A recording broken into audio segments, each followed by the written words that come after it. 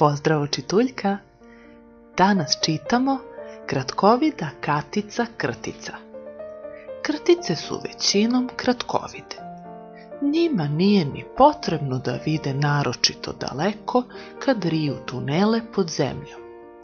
Ali Katica Krtica bila je posebno kratkovida i stalno je pravila strašne greške zato što uopšte nije dobro videla.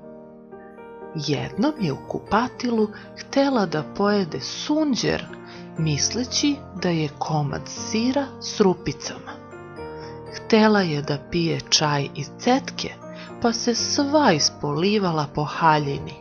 Htela je i da čita knjigu, držeći je naopačke.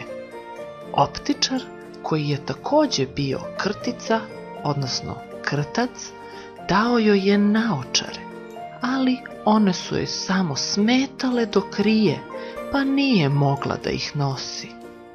Najzad je dobila kontaktna sočiva i pomoću njih je odlično videla.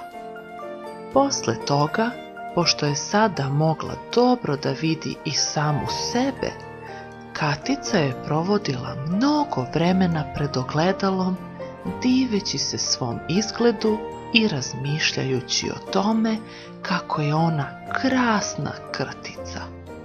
Postala je redovan posetilac kozmetičkog salona Goce Gušterice, gde je isprobavala nove ruževe za usne i stavljala veštačke trepavice u želji da postane najlepša krtica velikog drveta.